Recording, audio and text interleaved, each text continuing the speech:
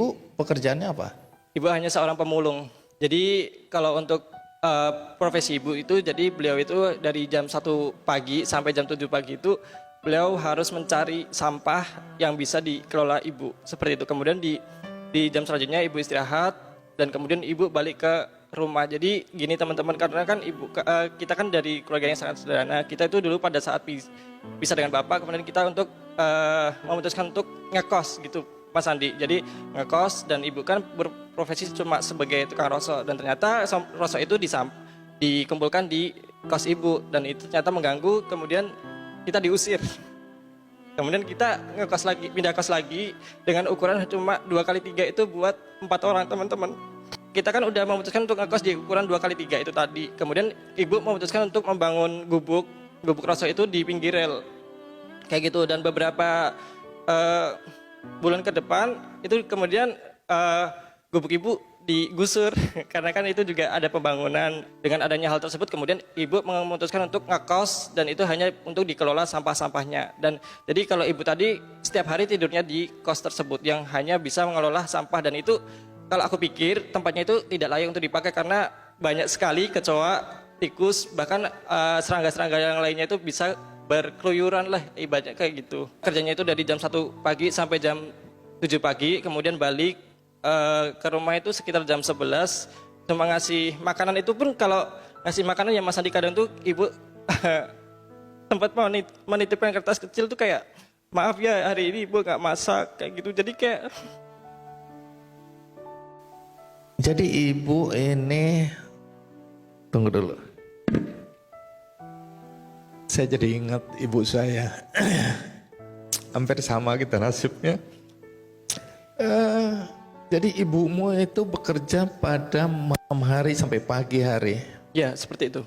Sesulit apa masa-masa di mana kamu tumbuh dan berkembang sementara tanpa ibu, karena ibu harus mencari nafkah sebagai pemulung? Ya, jadi mungkin kalau teman-teman tahu juga, kan kita kan juga dari keluarga yang mungkin sederhana gitu kan. Kadang kita juga harus makan hasil mulungnya ibu itu. Jadi kayak mungkin ada makanan sisa terus dibawa ibu.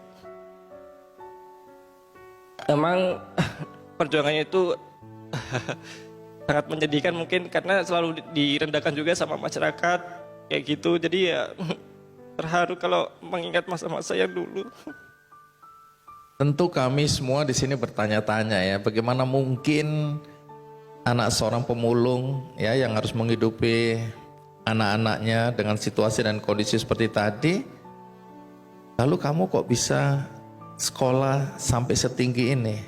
2017 Alvin lulus SMA, kemudian di Alvin untuk melanjut, habis itu Alvin kerja 1 tahun, habis itu di tahun 2018 Alvin dinotis sama guru SMA, Alvin kamu nggak kuliah ya gitu kan Mas Andi. Terus ya bu saya nggak kuliah.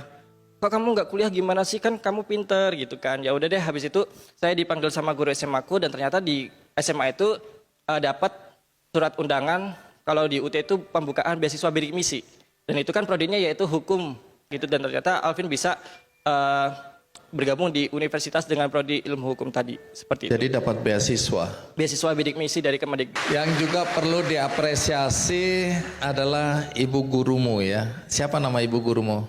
Nama ibu guruku Bu Suranti. Masih ada sampai hari ini?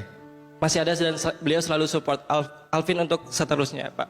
Seperti itu. Baik, jadi kalau Bu Suratin ini nonton acara ini, terima kasih. Karena kalau tidak karena gurumu itu, mungkin kamu sampai hari ini entah di mana ya. Karena keadaan, tapi di lain sisi ibu juga ingin tetap memulung, begitu? Ya. Baik, kalau gitu kita panggil langsung Bu Warsiti, ibu dari Alvin.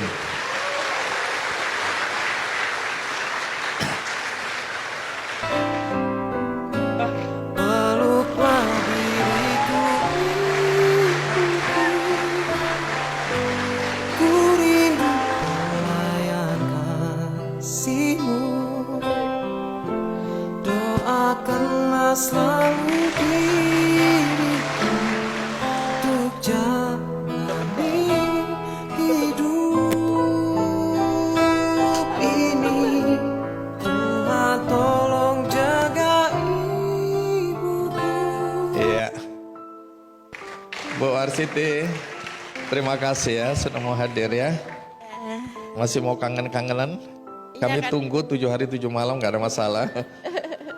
Aduh, saya juga nangis jadinya Bu, suaranya serak. Bu Warsiti ya, Iya, masih memulung Bu. masih.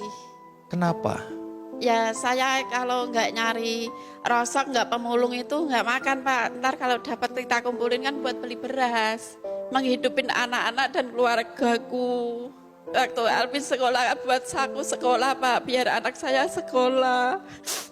Semua anak-anak yang masih duet itu biar sekolah Pak, biar punya pendidikan.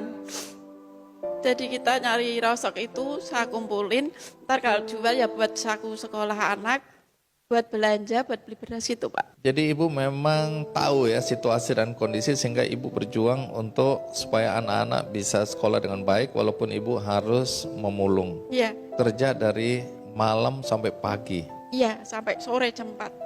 Oh, sampai sore lagi. Iya, Buat ngelola sampah itu, Pak. milah-milah mengolah gitu loh Pak. Oh, setelah di Ya. rumah masih kerja lagi untuk memilah-milah. Iya. Ini mulung apa nih Bu? Ya botol, ya plastik, kardus gitu Pak. Terus dijual ke ada yang menampung lah. Iya, pengepulnya. Rata-rata bisa mengumpulkan berapa Bu dalam sehari atau seminggu? Ya, seminggu itu nggak pasti Pak, soalnya harga ya naik ya turun, kadang ya laku 500, ya 600. Nggak mesti, kadang 400. Tapi kalau buat kebutuhan ya kurang lah Pak. Alvin, sekarang dari perspektif Alvin ya, nggak malu punya ibu pemulung? Tidak, karena beliau adalah wanita cantik yang membangun kekuatan dari masalah, tumbuh kuat dengan doa, dan tersenyum selalu dalam tekanan. Seperti itu. Tapi apakah kamu dalam keseharian atau dalam kegiatan-kegiatanmu menyembunyikan siapa ibumu dan profesinya apa? Tidak pernah. Saya sangat bangga mempunyai Ibu Warsiti sebagai Ibu Alvin.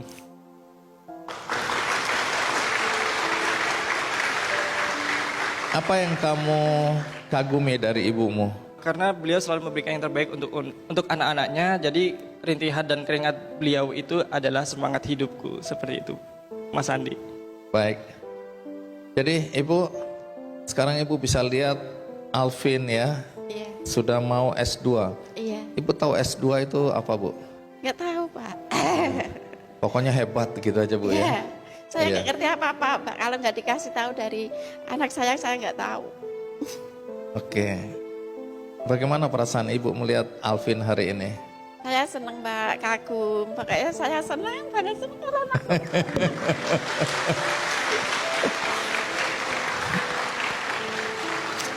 Baik. Apa doa ibu untuk Alvin? Biar itu dia lancar belajarnya, biar sukses cita-citanya apa yang ditercapai. Aku senang, aku bangga punya Alvin, bisa membawa nama baik orang tua sama keluarganya Pak. Ibu umur berapa sekarang? 52. Kapan mau berhenti jadi pemulung? Ya kalau saya berhenti ntar anak-anak nggak makan Pak. Tapi ibu sendiri nggak malu jadi pemulung? Enggak. Yang penting saya jujur, nyari rezeki yang halal, nggak mengganggu semua keluarga tetangga apapun Pak.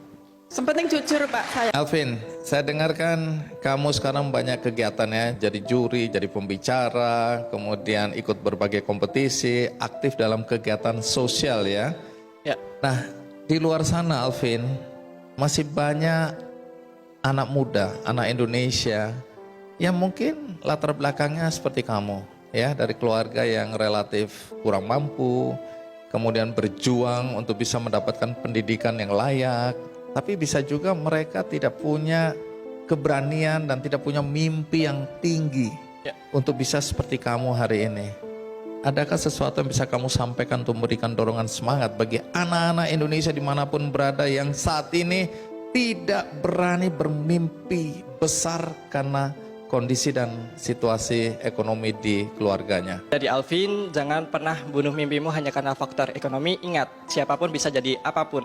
Jadilah versi terbaikmu setiap hari, karena badan boleh lelah, mata boleh basah, tapi hati tidak boleh menyerah. Kamu tidak perlu hebat terlebih dahulu untuk memulai, akan tetapi yang perlu kamu lakukan adalah memulai untuk menjadi hebat. Semakin tinggi mimpi yang kamu punya, semakin besar juga pencapaian yang akan kamu dapat. Dan tidak ada mimpi yang terlalu tinggi untuk dicapai, yang hanya ada niat terlalu rendah untuk melangkah. Seperti itu.